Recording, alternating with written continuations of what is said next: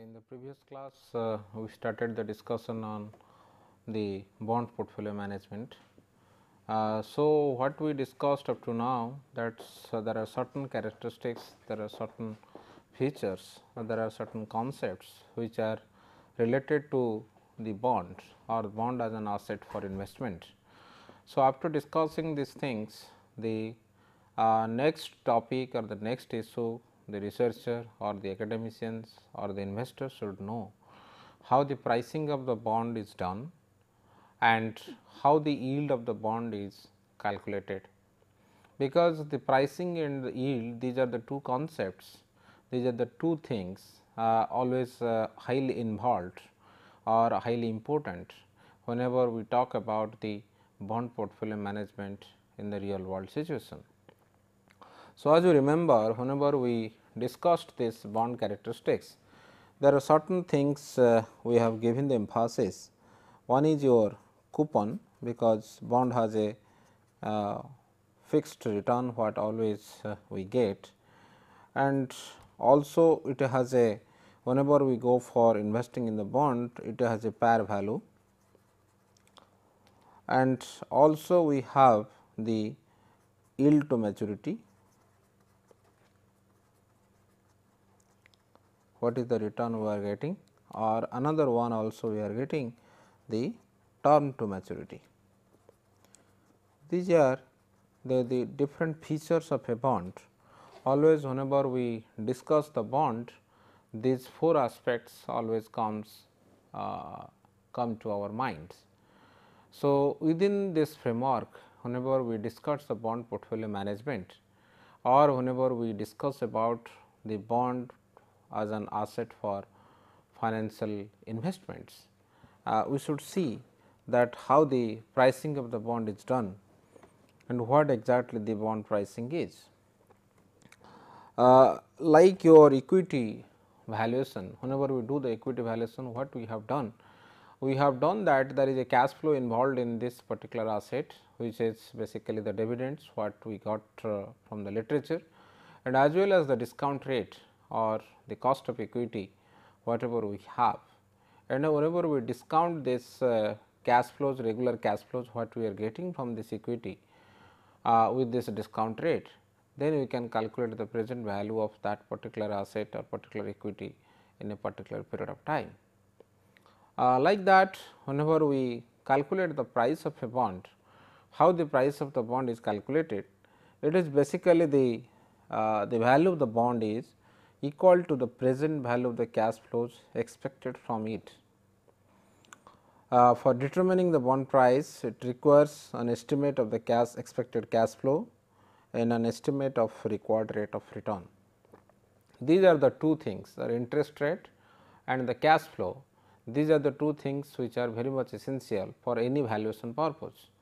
So, if we can measure the expected cash flows what we are going to get from this bond, and as well as the discount rate in this particular period at which the bond will be discounted, then it will be easy for us to calculate the value of the bond. Then the next question arises that what exactly this expected cash flow is, or what exactly this calculation means or the value of the bond means. So, if you see here using this formula, whenever we basically in the various literature, if you see that the value of the bond is calculated, either it is the market value of the bond is calculated either it is annually or semi annually. That means, on the basis of the interest payment, this calculation on semi annual or the annual thing depends. So, here what we have seen, if you remember this formula, it is basically nothing but this market value of the bond or the price of the bond in a particular time is equal to basically your summation t is equal to 1 to n C t by 1 plus I to the power t plus the P p by 1 plus I to the power n. What it basically means? The C means what is the coupon, that means this is the regular cash flow what you are getting.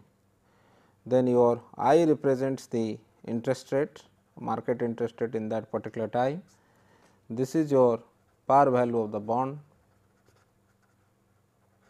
n is equal to your term to maturity or the number of years. So, in this context what we can see, you just take this example, then it will be more clear for you that how this value of the bond is calculated. If you see that let your coupon is 8%, then the term to maturity is 20 years. Let the par value of the bond, is 1000 and the yield to maturity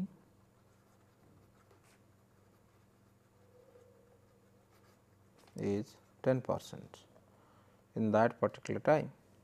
So, here in this case if you want to calculate this value of the bond in this, then how you calculate both in, we say that let this is your annual interest is 8%, it is the annual interest. So, either you can use this annual interest or you can use the semi annual interest. So, if you go by the semi annual interest, what is the basic difference between these two? The basic difference between these two is basically you are dividing the interest payments and increasing your number of years accordingly. Then it will be instead of n it will be 2n, then your coupon will be divided by 2, then your interest also divided by 2 to the power t, then plus your par value of the bond like that I by 2 to the power 2n. This is the way generally the bond valuation is done. So, what exactly this term means and this term means? The first term is basically nothing but it is the present value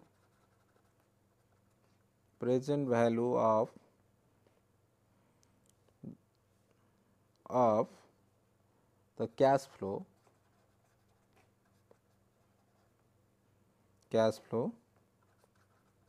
for the present value of the cash flow for the years, for the number of years or for the term to maturity at the rate of interest, at the certain rate of interest. So, if you see this, then it is basically in this case if you talk the term to maturity is 10%, the term to maturity is 20 years, then here your number of periods will be 2n. That means, if you divide it into 6 months, then 2n will be 40.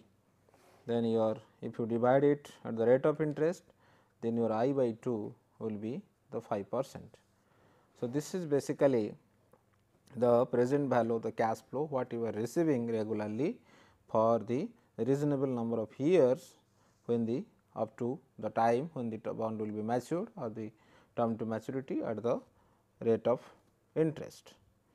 Then the second term, this term what basically it defines? It is basically defines what basically the second term defines, that P p by 1 plus I by 2 to the power 2 n, that basically defines the present value of the par value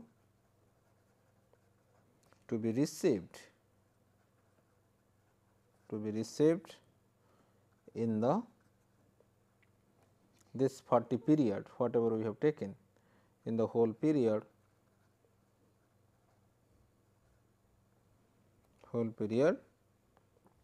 at the certain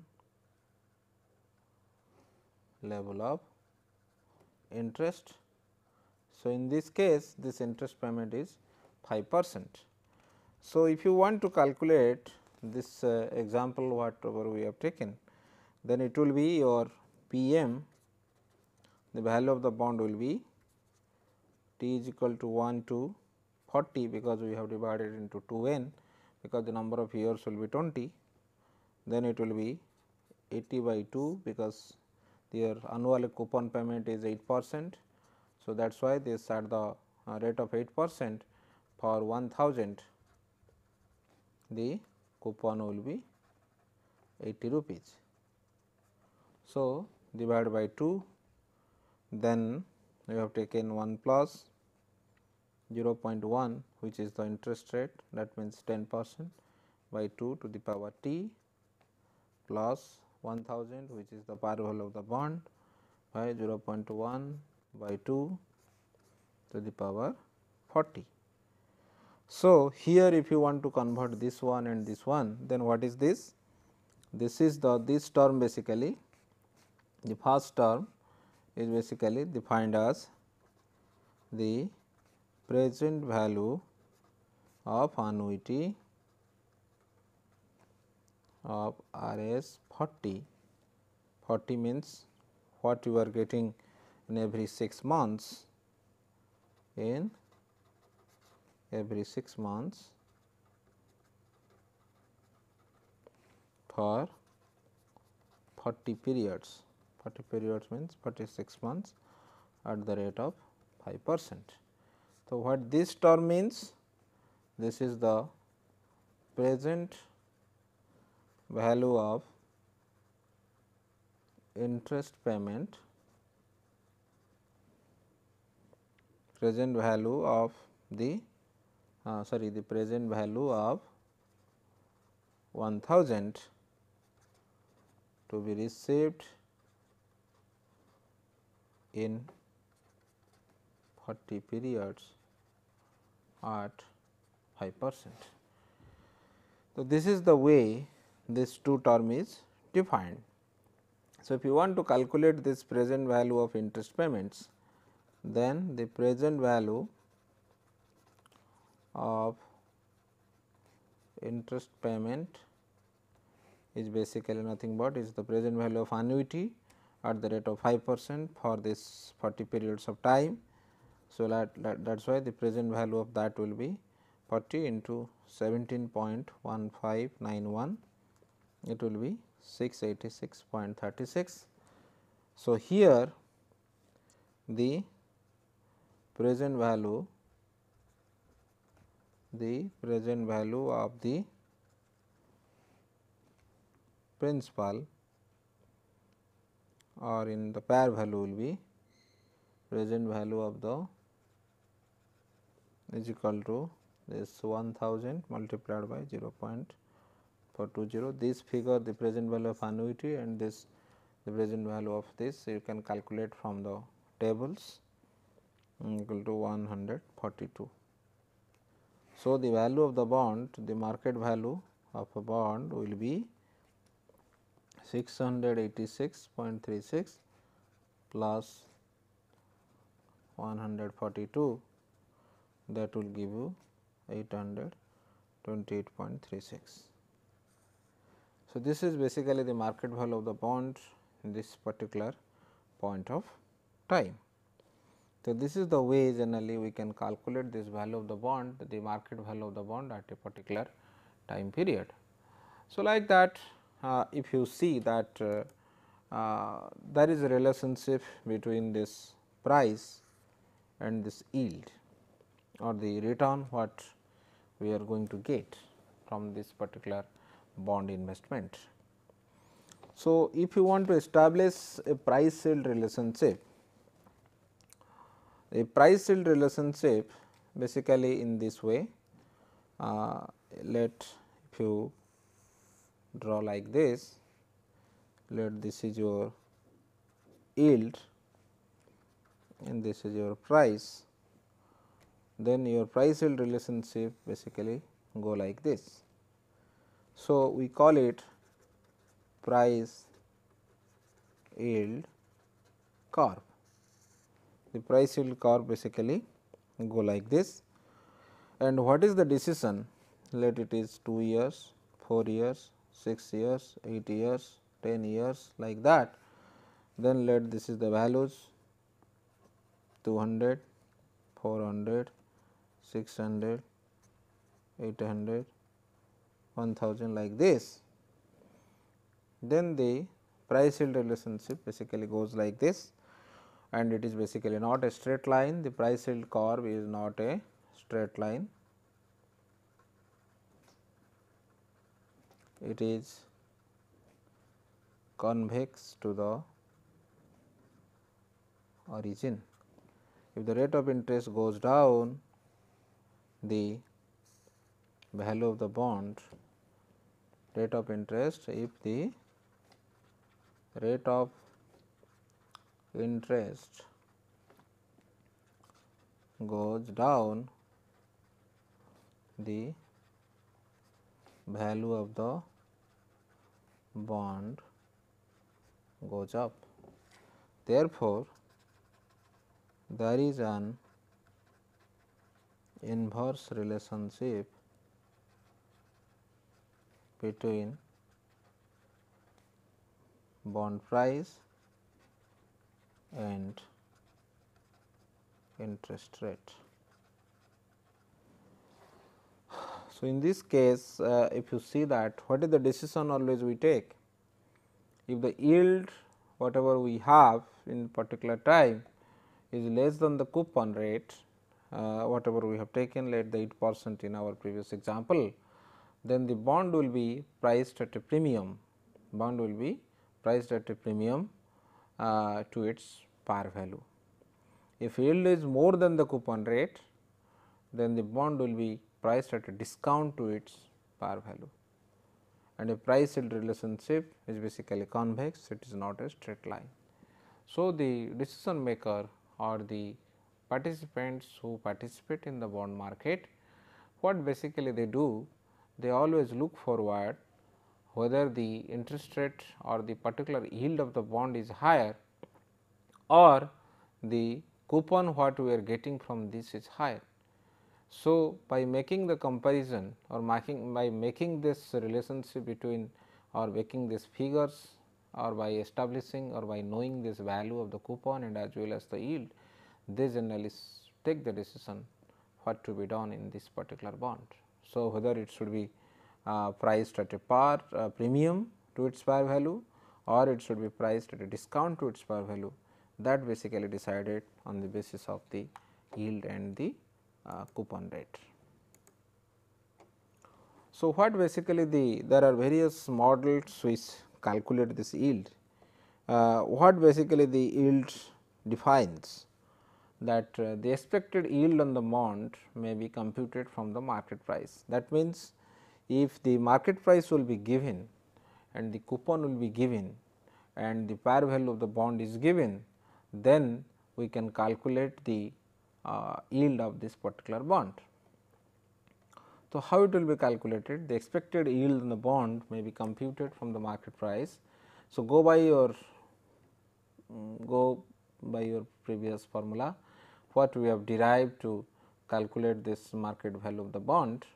So, in this case, if you see that you can easily measure where the I is equal to the discount rate, that will discount the cash flows to equal the current market price of the bond.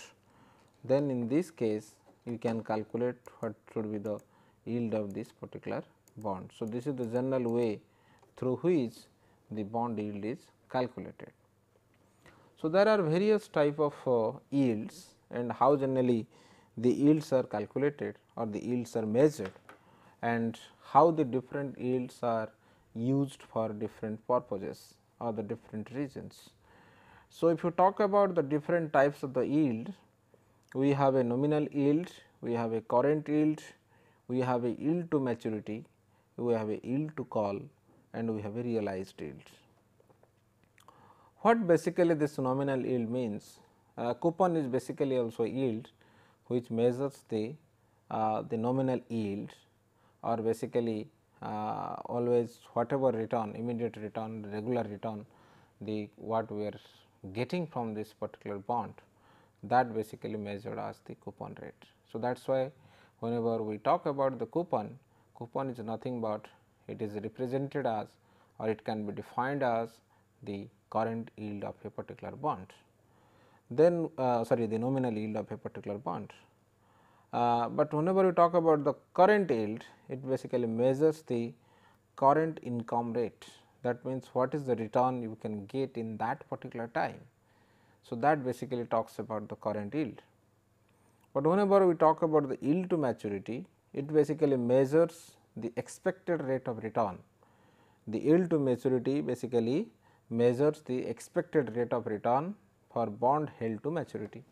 That means, if somebody wanted to invest in a bond, or somebody has bought a bond, what basically this yield to maturity means, that if the bond will be let in the beginning, the bond has been issued for 20 years, or the term to maturity will be 20 years, then if the bond will be held by this investor for the 20 years, or he will keep this particular investment and continues up to 20 years, then what will happen, that whatever yield in the end of the day we can calculate from this bond, that basically is defined as the yield to maturity.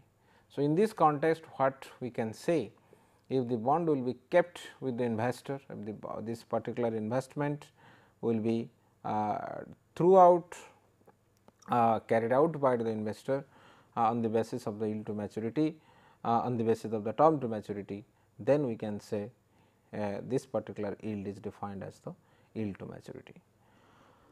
Then yield to call, it basically measures the expected rate of return for bond held to first call date. If you go back to your previous class, we discussed about there are certain features about the bond, there are certain measures which is defined as the callable bonds. That means, the bond issuer can go for redemption of this particular bond after a particular time. That means, he can go for a call from the particular people or particular investor who is holding this particular bond in that particular time. But in the beginning, what we have mentioned there, that there is a reasonable period of time will be mentioned from the beginning in the starting period, that when the first call can be made, or when this bond issuer can go for calling this particular bond. So, here what do you mean by the yield to call?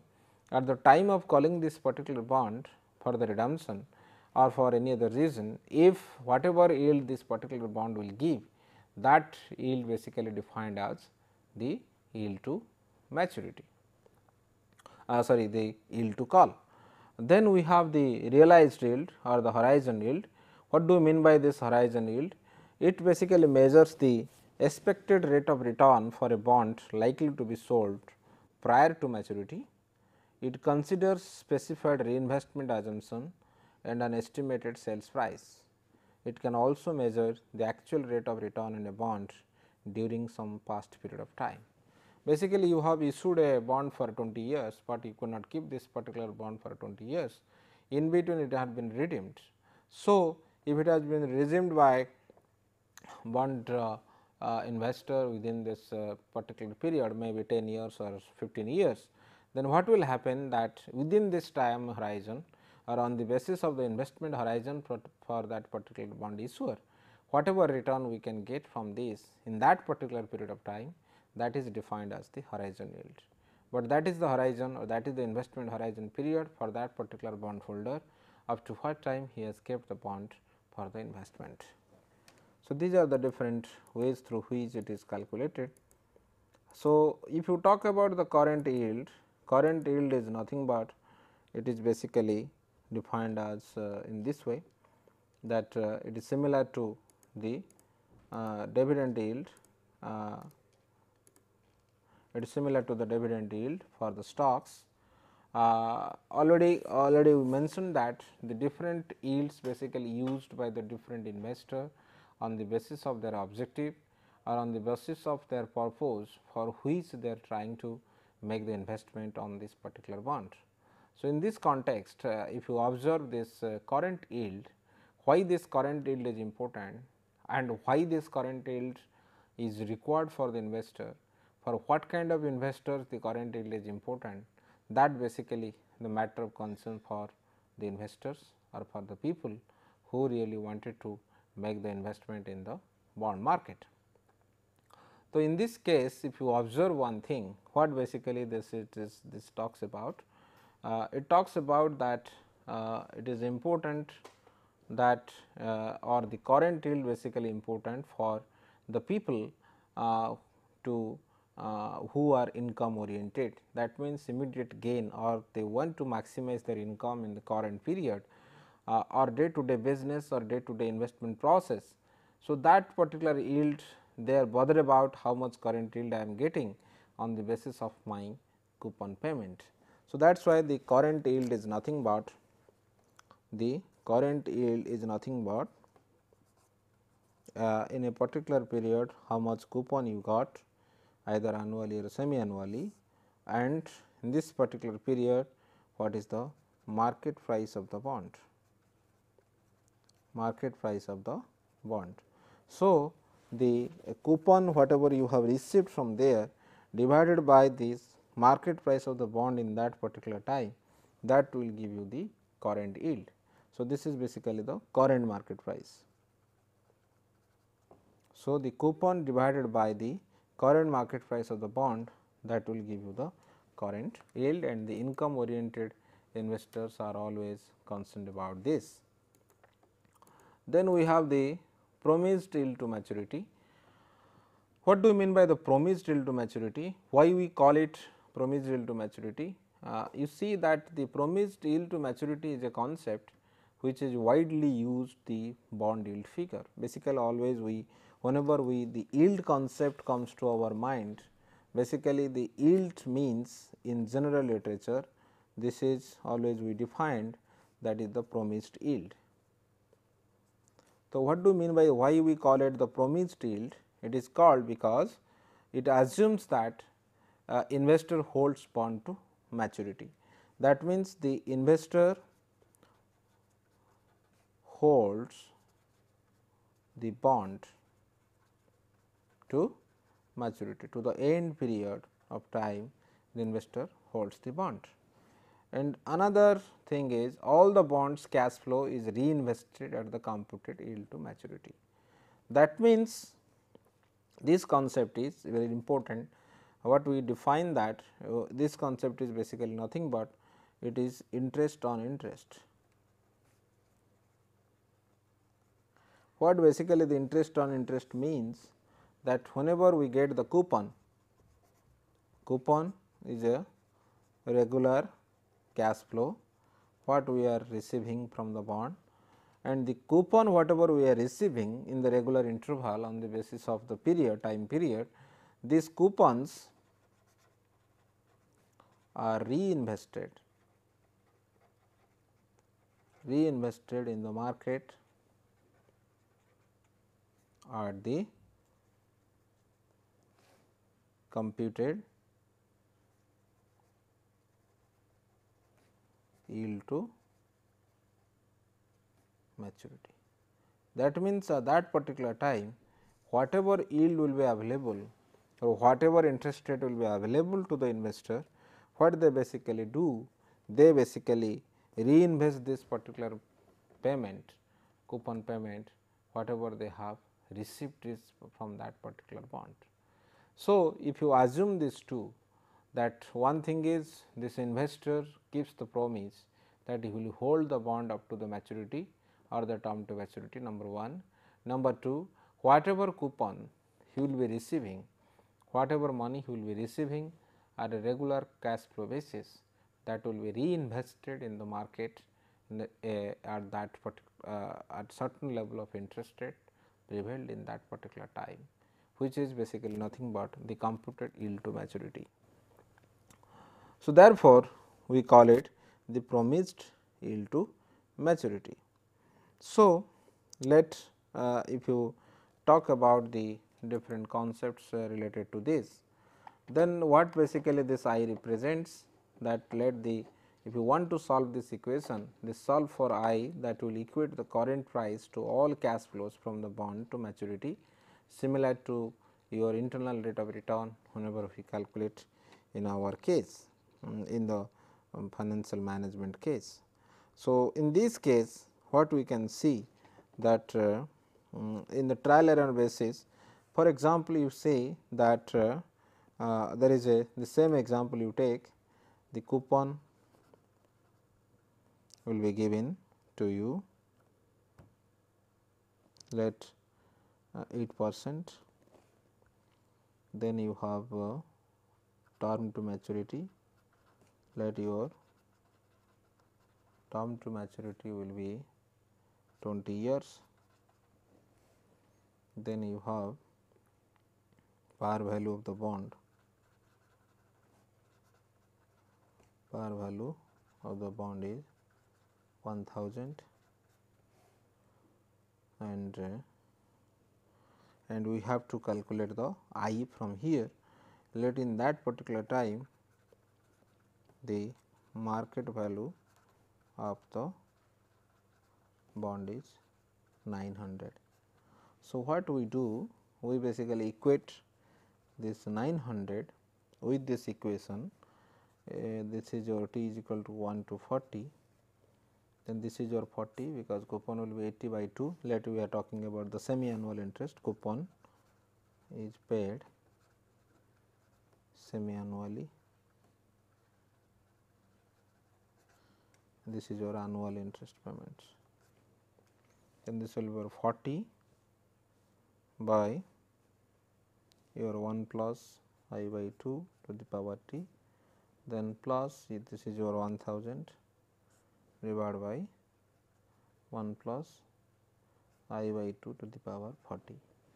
So, in this case if you want to calculate this I in trial error basis, then what we can find that this can be calculated in this way, and how which I basically in this 40 years period, if all those cash flows of the 40 rupees will be discounted at that particular rate, and this 1000 also will be discounted at that particular rate, that basically will give you the value of the 900.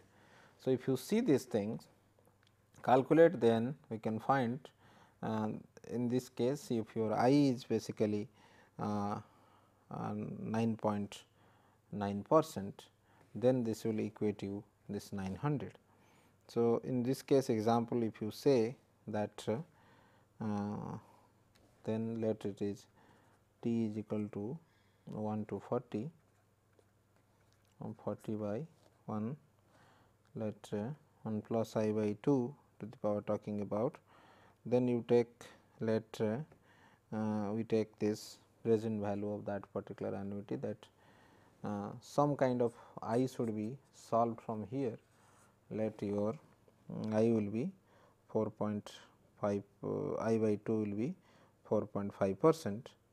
Then if your I will be 4.5, I will be your I by 2 will be 4.5%, then it will be basically 1.0454 to the power, that means let this is 40, t is equal to 1 to 40, it will be 40 by to the power t, then this will be 1000 by 1.0454 to the power 40, then this will be close to 900 rupees. That is why maybe this market the promised yield to maturity in that particular time will be 0.454, that means 4.54 multiplied by 2, that will be 9 point something 0.8%. So, that basically will give you this promised yield to maturity in that particular time period. So, then how generally we calculate this? There are two methods what we use. I have just shown this randomly used methods through which the trial error basis we calculate which one will equate this market value of the bond with certain rate of interest.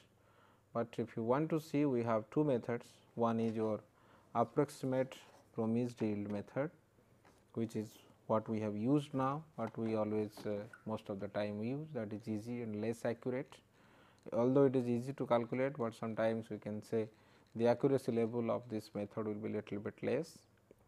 Then we, we have also the present value model, which is more involved and more accurate. What this present value, the approximate yield methods basically talks about. The approximate method basically approximate promised yield. This is your coupon, this is your approximate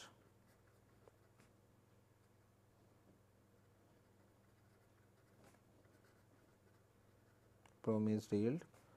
So, what it talks about, how it is measured, this is basically what it talks about, the coupon plus your par value of the bond minus the market value of the bond in that particular time, divided by your number of periods by the market price value of the par value of the bond plus the market value of the bond by the 2. That means, what it talks about? It talks about coupon means it is your coupon what the regular flow you are getting plus this is this part, basically this part, it is nothing but it talks about the annual straight line, the amortization of capital gain or loss, on the basis of the market interest rate, what you are getting the capital gain, because the total return is basically the regular cash flow and as well as the capital gain. If you want to stay in the market with a certain number of period of time, then you must be receiving some capital gain for that. So, this is your coupon, this is your capital gain divided by the average level of investment. The average investment is nothing but the par value of the bond for which you have paid already, then the market value of the bond, and you are averaging it by dividing the 2 there. So, therefore, what we can say that the average or the approximate promised yield basically coupon plus the capital gain or loss, which is basically annual by the average investment. This is the way generally sometimes we calculate the promised yield to maturity. It is approximately calculated because it is not that always we have averaging out between these two. That is why we call it the approximate, but it is the easiest method, easy but less accurate.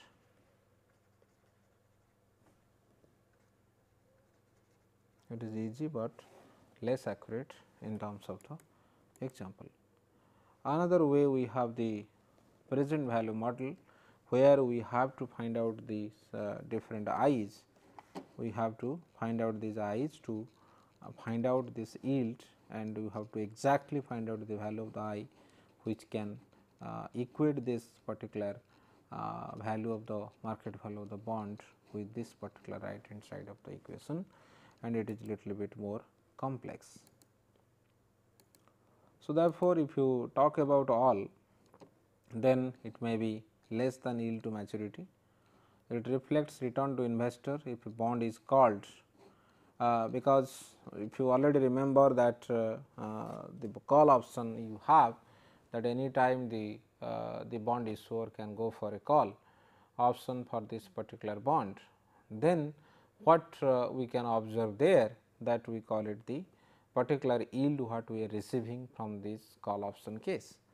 So, that is why we call it, sometimes it will be less than the yield to maturity, because the bond is not held up to the term to maturity for which period the particular bond has been issued. Then it reflects the return to investor if the bond is called and cannot be held to maturity. So, in this case, how it is calculated? We call it the approximate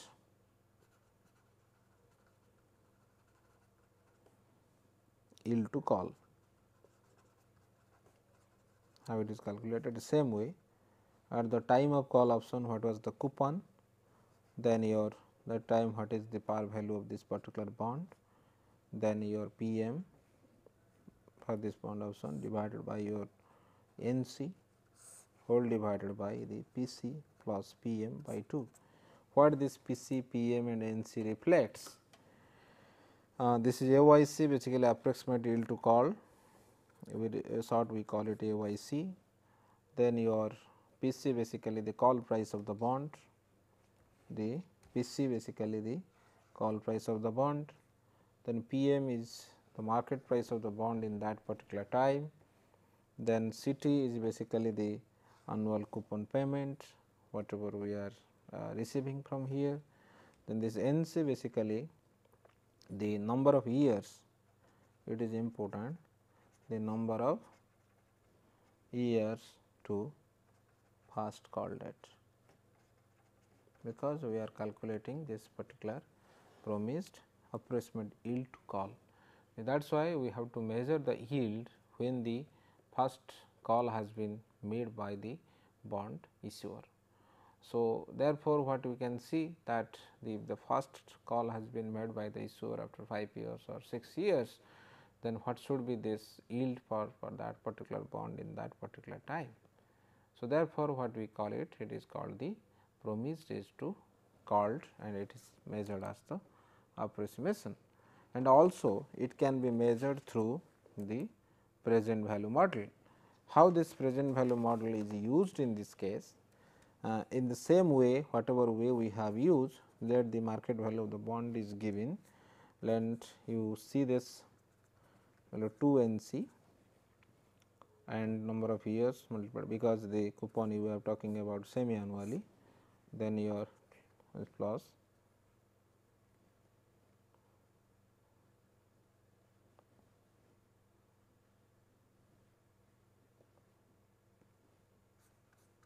by T PC by, there is a mistake here, maybe 1 plus I by 2 NC, let this is I by 2, this is I by 2, this will be basically calculated in this case, because if you make it semi annual, then it should be, if it is 2 NC, then it should be 2 NC, and this will be on the basis of that it will be divided by the 2. Then another yield whatever we have used, that is your realized yield approximation. What does it mean? The realized yield approximation is nothing but it is the your coupon, then again your PF minus P, it is basically your realized yield approximation.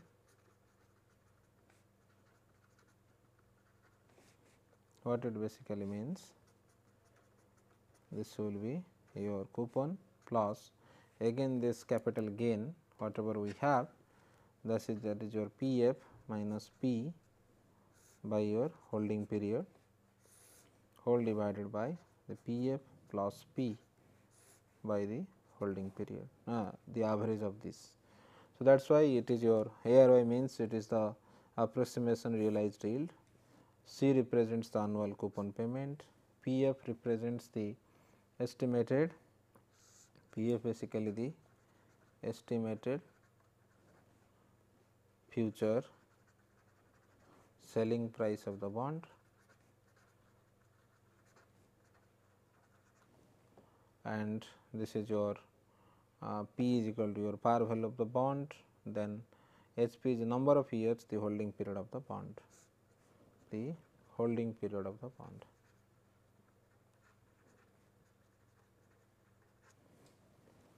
This is the way this thing is calculated. So, like that if you calculate also using the present value method, the present value method basically talks about in the same way how this present value method is used. The present value method is basically PM T is equal to 1 to 2 HP, then your CT by 2 1 plus I by 2 to the power T plus PF by 1 plus I to the power 2 by 2 H p. So, this is your present value of the cash flow, then this is your present value of the par value whatever we are calculating, then that will, if you equate this with the market value, then the I can be measured, and this I basically is talking about the realized yield.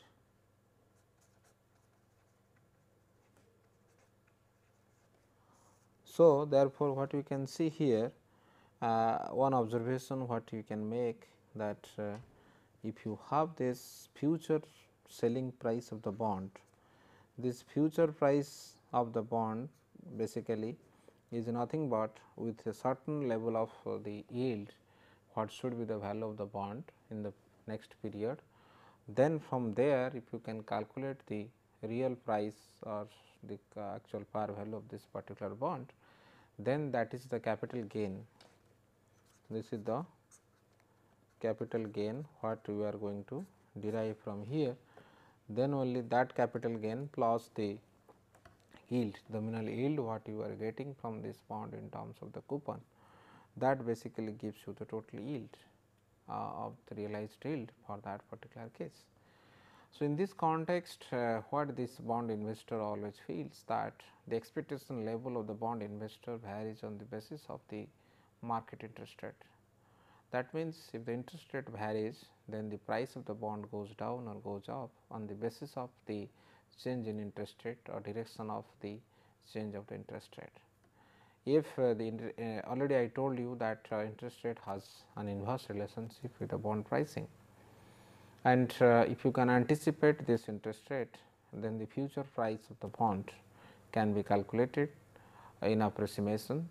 Then if the future price of the bond can be calculated, then it will be easy for the investor to find out the yield, how much he is going to get from this investment. So, what we are talking about here, that exactly this interest rate what you are getting from this market, this is not the yield, it is basically the yield what you are deriving from the bond, including this coupon what you are getting. So, this yield which is basically measured on the basis of both nominal yield and as well as the yield to maturity, what we are deriving from here, it may not be the yield to maturity, it may be this realized yield to maturity, because the time horizon for the bond investor may be different from time to time, and as well as also what we have observed, that sometimes we have seen that the yield on the bonds or the yield characteristics of the bond basically varies on the basis of the term to maturity. So, if you have a relationship between yield with term to maturity, what we call it yield curve, and according to the theory, the term to maturity and yield should have, whenever the term to maturity will be more, then the yield will be more. And what is the logic, or is there any possibility that that yield and term to maturity may not move together?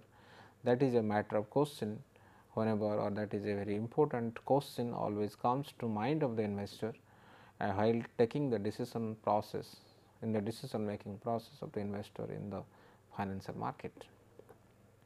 Here what we are trying to say, that whenever we use this different concepts of the yield, the question always arises that whether the yield to maturity and the concept of the different issues related to the yield to maturity are really helpful for the investor while they take the decision in the financial market.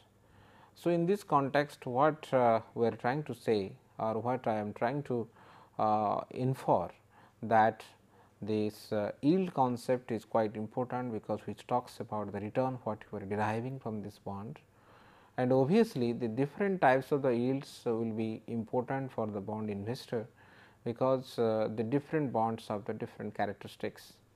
So, on the basis of their nature, on the basis of their objective, on the basis of their decision in the market, this investment return varies from time to time. So, here what I am trying to say, that before the bond investor takes part in the bond market for the investment, always he should consider that what kind of direction of the interest rate today is and how the expected interest rate is going to change in the future. Then as well as they should also discuss that how this particular interest rate is going to behave in a particular market, which directly affect the pricing of the bond and ultimately the yield. So, therefore, we should think about this. Then another factor also we have always not only basically it is more involved in the context of USA, that we talk about this sometimes they do the adjustment for the tax, because tax is also another issue which plays a significant role. How they calculate this, that the yield adjustment for the tax exempt bonds, which is basically nothing but the annual return what you get from this particular bond divided by the 1 minus tax rate. That means, if the particular bond is tax exempted, there are certain characteristics of different bonds we have. Certain bonds investments are tax exempted, the certain investments on bonds are tax exempted. So, if you want to calculate this particular or you want to adjust this particular return from these, the return will be little bit higher. So, therefore, this particular thing also should be adjusted whenever we do the bond investment in the market. So, that thing also should be looked upon. So, here in this context what we can see that what we have observed that on the basis of change in interest rate the price of the bond varies. If the price of the bond varies, we can conclude or we can say that the bond price is very much volatile on the basis of the change in interest rates. So, if you talk about the bond is volatile, or whenever we volatility concept comes to our mind, definitely we always see that there is some risk involved in the bond investment, and that risk basically comes from the investment change interest rate changes in the market. So, because interest rate changes basically decides the price of the bond, and accordingly the investment on the bond will be more risky. Therefore, what we can say that there is some kind of volatility in the bond prices, and how this volatility is measured for the bond, and as well as how this volatility can be used for the investment purpose. And whenever we use those kind of concepts, then before that we should know how this interest rate is determined in the market, because the if interest rate is very important for the bond pricing, we should also know that how this interest rate is determined, or is it possible to predict the interest rate in the future, and how this interest rate can be determined, or how the expected direction of the change of the interest rate can be determined. So, those concepts, those things will be extensively discussed in the coming sessions. So, coming sessions will be talking about the how this interest rate is determined, particularly how the different bonds of the different interest rates, and how the natural normal interest rates in the market is determined, which are the different logics, theoretical aspects involved in that. Then we will come to this bond price volatility, and as well as how the measurement of the volatility is done, and how it will be helpful for the bond investment. Thank you.